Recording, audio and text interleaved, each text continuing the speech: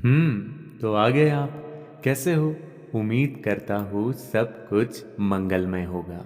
हे मेरे प्यारे भोले बाबा, जो भी व्यक्ति आपके इस दिव्य गरुड़ की कथा को पूर्ण श्रवण कर लेगा, उस व्यक्ति के जीवन में कभी कोई कमी मत आने देना।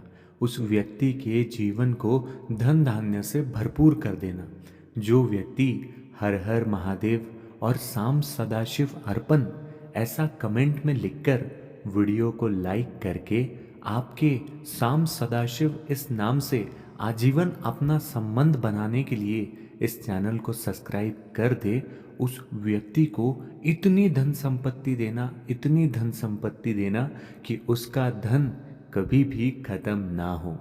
तो हे मेरे प्यारे भोले बाबा, आपके इस कथा को आपका सच्चा शिव भक्त ही संपूर्ण सुनने वाला है।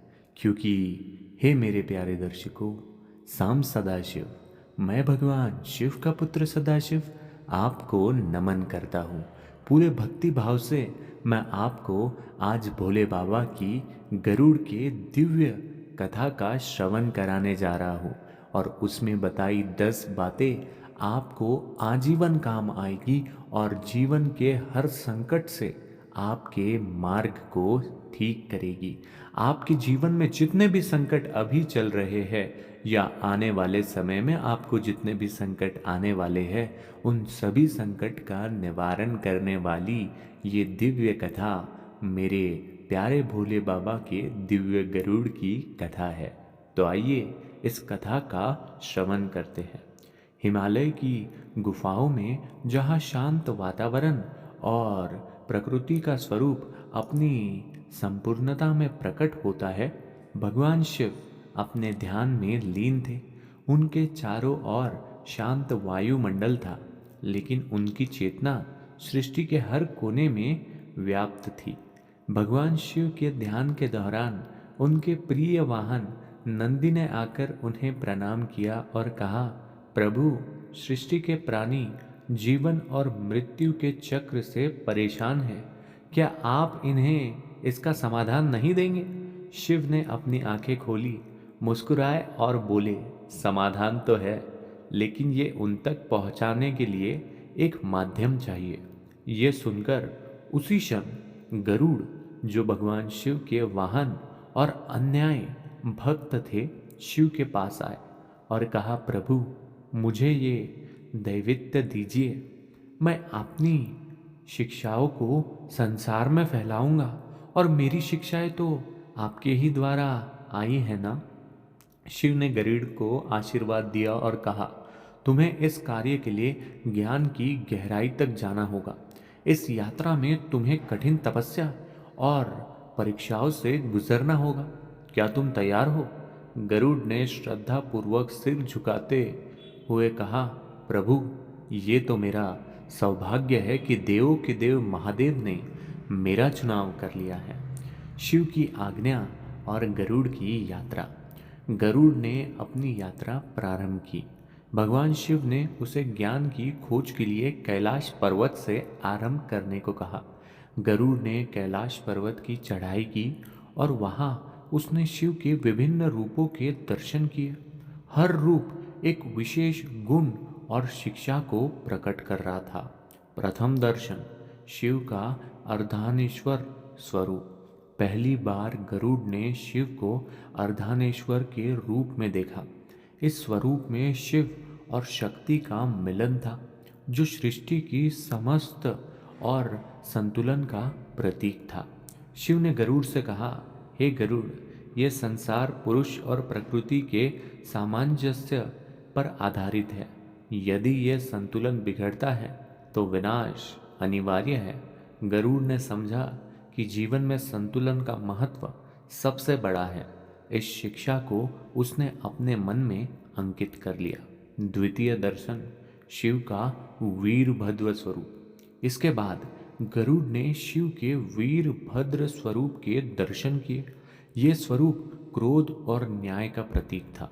शिव बोले, क्रोध तभी उचित है जब वो अधर्म को समाप्त करने के लिए हो, अन्यथा ये तुम्हें विनाश के मार्ग पर ले जाएगा।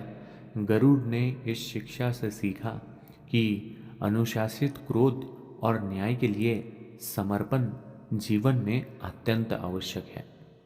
गरुड़ की यात्रा केवल शिक्षाओं तक सीमित नहीं थी, उसे शिव द्वारा दिए गए परीक्षणों का भी सम्मान करना था और उनका सामना भी करना था।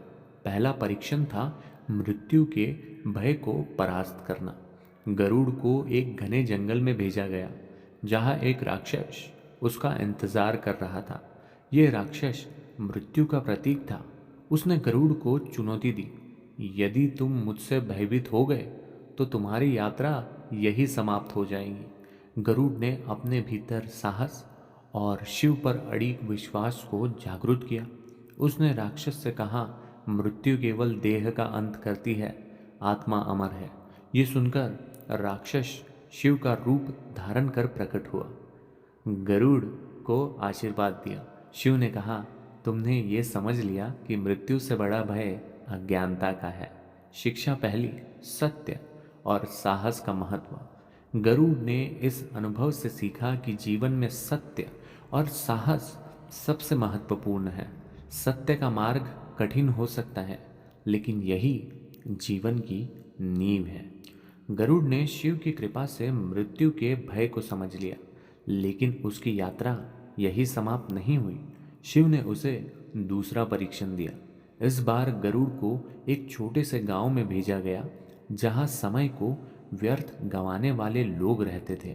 इस गांव में हर व्यक्ति अपने जिम्मेदारियों को टालता था और अपने कार्य को कल पर छोड़ देता था।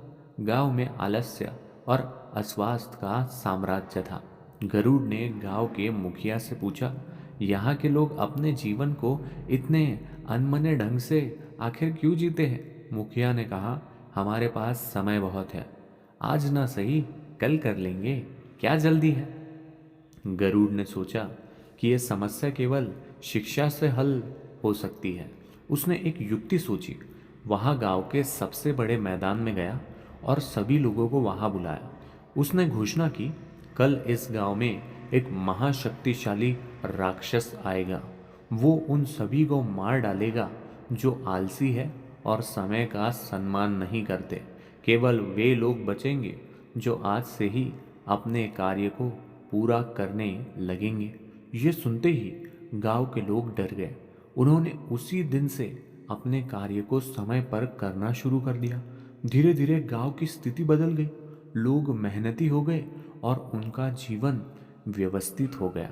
जब गांव के मुखिया ने गरुड़ से पूछा, क्या वास्तव में वो राक्षस आएगा? गरुड़ ने मुस्कुराते हुए कहा, वो राक्षस वास्तव में और को नहीं बल्कि तुम्हारा आलस्य है। यदि तुम समय पर काम नहीं करते तो ये आलस्य तुम्हारे जीवन को बर्बाद कर देगा। गरुड़ ने इस अनुभव से सीखा और सिखाया कि समय भगवान शिव का ही स्वरूप है। जो लोग समय का आदर करते हैं वे ही सफलता प्राप्त करते हैं। समय को व्यर्थ गंवाने वाला व्यक्ति अपने जीवन की संभावनाओं को खो देता है। और इसी प्रकार गरुड़ ने भगवान शिव के आदेश पर अपनी यात्रा जारी रखी। तीसरा परीक्षण मानवता और सेवा से संबंधित था।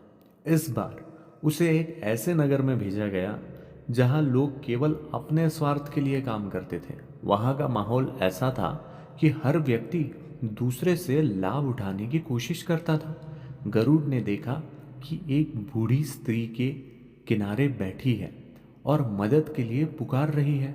लोग उसके पास से गुजरते, लेकिन कोई उसकी मदद के लिए नहीं रुकता था। गरुड़ ने उस स्त्री के पास जाकर पूछा, माँ, आपको क्या हुआ है? स्त्री ने कहा, मैं कई दिनों से भूखी हूँ। मेरे पास खाने के लिए कुछ भी नहीं है और कोई मेरी सहायता नहीं कर रहा। गरुड़ ने अपने थैली से भोजन निकाला और उसे दे दिया। स्त्री ने आशीर्वाद देते हुए कहा, तुमने मेरी मदद की, लेकिन यहाँ के लोग क्यों इतने स्वार्थी हो गए हैं? गरुड़ ने सोचा कि इन्हें सेवा का महत्व सिखाना ही होगा। वो नगर के बीच में गया और एक पेड़ के नीचे बैठ गया। उसने एक मंत्र का उच्चारण किया, जिससे नगर के सभी लोग उसकी ओर आकर्षित हो गए। गरुड़ ने कहा, जो लोग केवल अपने स्वार्थ के लिए जीते हैं वे कभी भगवान शिव की कृपा प्राप्त नहीं कर सकते। सच्ची खुशी दूसरों की सेवा में है। यदि तुम लोग दूसरों की मदद करोगे तो तुम्हारा जीवन खुशियों से भर जाएगा। ये सुनकर लोगों का हृदय परिवर्तन हुआ। उन्होंने अपने स्वार्थ को त्याग कर दूसरों की मदद करना शुरू कर दिया। गरुड़ ने इस अनुभव से ये सिखाया कि सेवा ही सच्चा धर्म है। जो व्यक्ति दूसरों की सहायता करता है वो वास्तव में भगवान की पूजा कर रहा है। सेवा से व्यक्ति का जीवन धन्य हो जाता है और वो ईश्वर के बहुत करीब पहुंच जाता है, जिसकी वजह से ईश्वर उसके ऊपर अपनी कृपा दृष्टि बरसाते ही है। गरुड़ की अगली यात्रा एक ऐसे स्थान पर हुई जहां लोग अत्यंत अधीर थे। वहां हर कोई जल्दबाजी में रहता था और उनके निर्णय अक्सर गलत साबित होते थे। शिव ने गरुड़ से कहा था कि मनुष्य का सबसे बड़ा गुण धैर्य है और उसे इस स्थान पर यह सिखाना था। गरुड़ ने देखा कि एक किसान अपने खेत में काम कर रहा था, लेकिन वो बार बार बीज को खोद कर देखता कि क्या वो अंकुरित हुआ है। गरुड़ ने उससे कहा, यदि तुम धैर्य नहीं रखोगे तो फसल कभी नहीं उगेगी। हर चीज को समय चाहिए। फिर गरुड़ ने पूरे गांव को इकट्ठा किया और उन्हें एक कहानी सुनाई। गरुड़ ने कहा, एक बार एक व्यक्ति ने एक बांस का पौधा लगाया। वहां हर दिन उसे पानी देता था, लेकिन 5 साल तक बांस का कोई अंकुर नहीं निकला। छठे साल में बांस अचानक तेजी से बढ़ा और 90 फीट ऊंचा हो गया। वहां 5 साल तक अपनी जड़ों को मजबूत करता था वो बांस। इसी कहानी से लोगों को धैर्य का महत्व समझ में आया। उन्होंने सीखा कि हर चीज अपने समय पर होती है और हमें संयम के साथ अपने कार्य करते रहना चाहिए। और उन्होंने ये भी जान लिया कि यही कारण है कि भगवान उनकी नहीं सुनते। हम क्या चाहते हैं कि कल ही भगवान हमारी सुन ले और हमारी सारी इच्छाएं पूर्ण हो जाए, लेकिन सही समय का बोध ईश्वर को होता है। सही समय का बोध मेरे भोलेनाथ को है। वो सही समय पे तुम्हें वो सारी चीजें ला कर देंगे जिसकी तुम दिन रात प्रार्थना करते हो। तुम चिंता मुक्त रहो, तुम्हें सब कुछ मिलने ही वाला है। गरुड़ ने यहाँ ये सिखाया कि जीवन में धैर्य और संयम सबसे बड़ी ताकत है।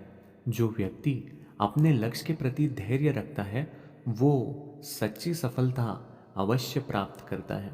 गरुड़ ने अपनी यात्रा के अगले चरण में एक ऐसे नगर का दौरा किया जहाँ हर व्यक्ति अपने अहंकार में डूबा हुआ था। वहाँ लोग अपनी संपत्ति, शक्ति और सुंदरता पर घमंड करते थे। शिव ने गरुड़ को निर्देश दिया था कि उन्हें ये सिखाए कि अहंकार मनुष्य के विनाश का कारण बनता है। नगर के बीचों बीच एक विशाल महल था जिसमें राजा का निवास था। राजा अत्यंत शक्तिशाली और संपन्न था, लेकिन वो अपने साम्राज्य और धन पर बहुत घमंड करता था।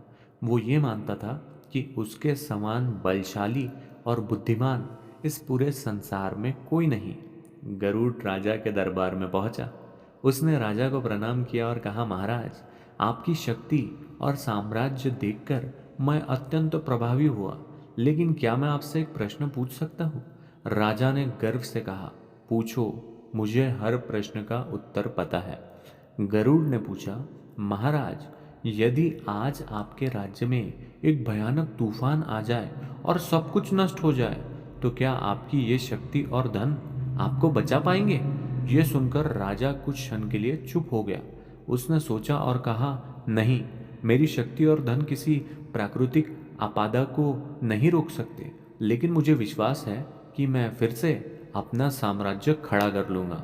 गरुड़ ने मुस्कुराते हुए कहा, महाराज, आपकी सोच सही है, लेकिन ये तभी संभव है जब आप अपने अहंकार को त्याग देंगे। अहंकार विनाश का मार्ग है। केवल नम्रता और परिश्रम ही आपको सच्ची शक्ति प्रदान कर सकता है। इसके बाद गरुड़ ने राजा को एक छोटी सी कहानी सुनाई। गरुड़ महाराज कहते हैं, एक बार एक घमंडी वृक्ष जो अपनी ऊंचाई और मजबूती पर बहुत गर्व करता था, एक तेज तूफान में गिर गया।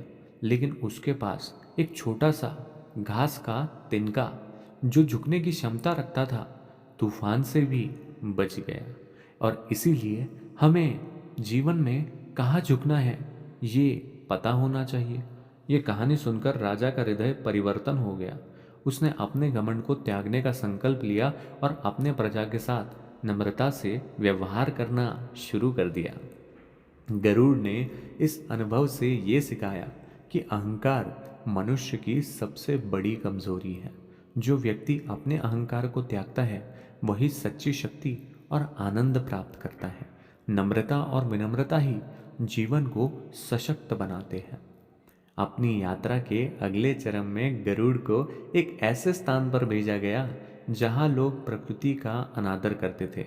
वे पेड़ों को काटते, नदियों को गंदा करते और भूमि को बहुत नुकसान पहुंचाते थे।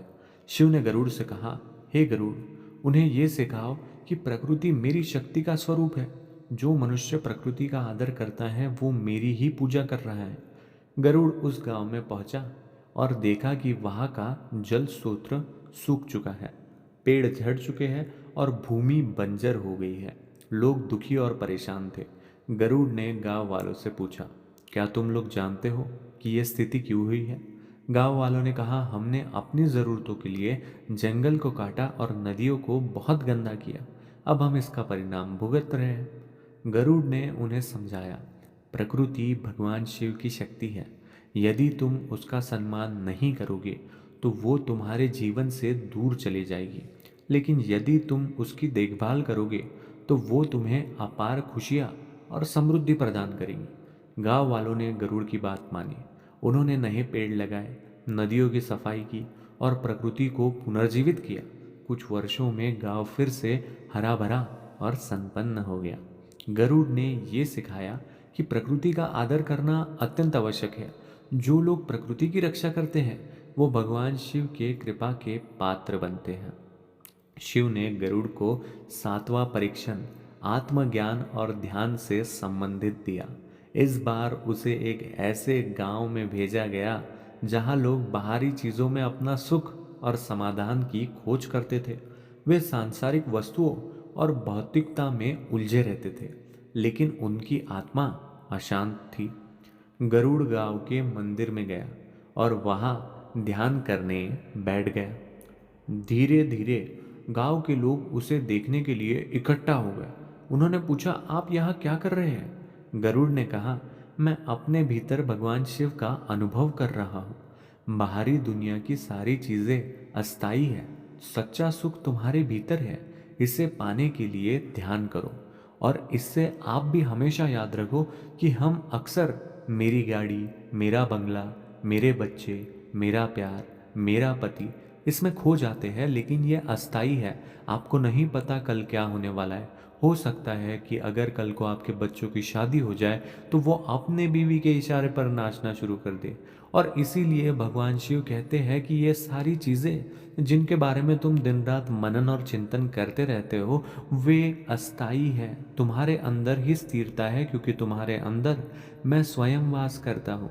फिर गरुड़ ने उन्हें ध्यान की प्रक्रिया सिखाई और बताया कि आत्मनिरीक्षण से मनुष्य अपनी समस्याओं का समाधान स्वयं पा सकता है। गांव के लोग ध्यान करने लगे और उनके जीवन में शांति और संतुलन आ गया। गरुड़ ने यहाँ ये सिखाया कि ध्यान और आत्मनिरीक्षण से मनुष्य अपने भीतर की शक्ति और सच्चाई को समझ सकता है। बाहरी सुख अस्थायी है, लेकिन आत्मा का सुख स्थायी है। गरुड़ को 8वें परीक्षण के लिए एक ऐसे स्थान पर भेजा गया जहां लोग दूसरों के दुख दर्द को नज़रअंदाज करते थे। वहां हर व्यक्ति केवल अपने सुख की परवाह करता था और दूसरों की तकलीफों का अंदाज़ा उसे नहीं रहता था। गरुड़ ने देखा कि एक व्यक्ति सड़क के किनारे घायल पड़ा था, लेकिन कोई भी उसकी मदद के लिए नहीं रुक रहा था। वो पास के मंदिर में गया और वहाँ के पुजारियों और भक्तों से पूछा, आप सभी भगवान शिव की पूजा करते हैं, लेकिन इस व्यक्ति की मदद क्यों नहीं कर रहे? लोगों ने कहा, हम पूजा में व्यस्त है, इसे बाद में देख लेंगे। गरुड़ ने कहा, सच्ची पूजा दूसरों की मदद करना है। भगवान शिव हर जीव में निवास करते हैं। यदि आप दूसरों की मदद नहीं करते तो आपकी पूजा भी व्यर्थ है। ये कहकर गरुड़ ने स्वयं उस घायल व्यक्ति की देखभाल की। इस घटना ने लोगों को करुणा और सहानुभूति का महत्व समझाया। गरुड़ ने सिखाया कि करुणा और सहानुभूति मनुष्य का सबसे बड़ा गुण है। जो दूसरों के कष्ट को समझकर उनकी सहायता करता है, वही सच्चा मानव कहलाने के योग्य होता है। इसके बाद गरुड़ को 90 परीक्षण के लिए एक ऐसे नगर में भेजा गया जहां लोग एक दूसरे से गहरी दुश्मनी रखते थे। हर कोई अपने अपमान या नुकसान का बदला लेने के लिए बहुत तत्पर था। गरुड़ ने वहां जाकर भी एक कहानी सुनाई। गरुड़ महाराज कहते हैं, एक बार एक साधु को एक व्यक्ति ने अपमाननीय किया, उसे बहुत अपमानित किया। साधु ने उसे क्षमा कर दिया। कुछ समय बाद वही व्यक्ति एक भयंकर संकट में फंस गया और साधु ने उसकी मदद की। वो व्यक्ति साधु के इस आचरण से इतना प्रभावित हुआ कि उसने अपना सारा जीवन सेवा और परोपकार में लगा दिया। इस कहानी ने लोगों के दिलों को बदल दिया। उन्होंने समझा कि बदले की भावना विनाश लाती है, जबकि क्षमा शांति और सुधार का मार्ग दिखाती है। गरुड़ ने सिखाया कि क्षमा केवल दूसरों को ही नहीं, बल्कि स्वयं को भी शांति प्रदान करती है। ये मनुष्य को उन्नति के पथ पर ले जाती है। 10वां परीक्षण श्रद्धा और विश्वास का।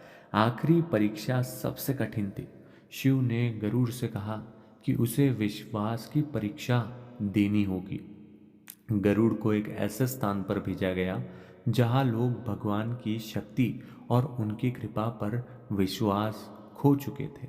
गरुड़ वहां एक विशाल चट्टान पर बैठ गया और घोषणा की, यदि तुम भगवान शिव पर विश्वास रखोगे तो ये चट्टान फूल के समान हल्की हो जाएगी। लोगों ने उसका बहुत मजाक बनाया। गरुड़ ने उन्हें शिव की महिमा और उनके अनंत रूपों की कहानी सुनाई। धीरे धीरे लोगों में विश्वास जागृत होने लगा। उन्होंने चट्टान की ओर श्रद्धा से देखा और आश्चर्यजनक रूप से वो चट्टान सचमुच हल्की हो गई। लोग समझ गए कि विश्वास ही जीवन का आधार है। गरुड़ ने सिखाया कि भगवान पर विश्वास और श्रद्धा हमें हर मुश्किल से बाहर निकाल सकती है। विश्वास ही जीवन की सबसे बड़ी शक्ति है। सभी परीक्षाओं को सफलतापूर्वक पूरा करने के बाद गरुड़ भगवान शिव के पास लौटे। उन्होंने शिव को अपनी यात्रा और सभी अनुभव सुनाए। शिव ने गरुड़ को आशीर्वाद दिया और कहा, तुमने जो ज्ञान अर्जित किया है वो अब इस सृष्टि में हर प्राणी के लिए प्रेरणा बनेगा। जो भी इस कहानी को सुनेगा और इन शिक्षाओं को अपने जीवन में अपनाएगा, वो हर संकट से बचा रहेगा और जीवन में सच्ची शांति भी प्राप्त करेगा। इस कहानी का उपसंहार अगर हम देखें तो इस कहानी ने हमें 10 अमूल्य शिक्षाएं दी हैं। पहला, संतुलन और समरसता। दूसरा, समय का सम्मान। तीसरा, सेवा और परोपकार। चौथा, धैर्य और संयम। पांचवा, अहंकार का त्याग। छठवां, प्रकृति का सम्मान। सातवां, ध्यान और आत्मनिरीक्षण। आठवां, करुणा का महत्व। नौवां, क्षमा का मूल्य। और 10वां, श्रद्धा और विश्वास का महत्व। जो भी इस कहानी को सुनता है और इन शिक्षाओं को अपनाता है, भगवान शिव की कृपा से उसका जीवन सुख, शांति और समृद्धि से भर जाता है। अगर आपने इस कहानी का श्रवण यहाँ तक किया है तो मुबारक हो। भगवान शिव के आप सच्चे भक्त हो। इसी के साथ में आप साम सदाशिव अर्पण लिखिए। इस मंत्र में बहुत शक्ति है। आपके जीवन में जो विघ्न आ रहे हैं, जो कार्य नहीं बन रहे हैं, वो भी इस मंत्र से बनने लगते हैं। और इसी के साथ में आज की कथा यही समाप्त होती है। सांब सदाशिव अर्पण।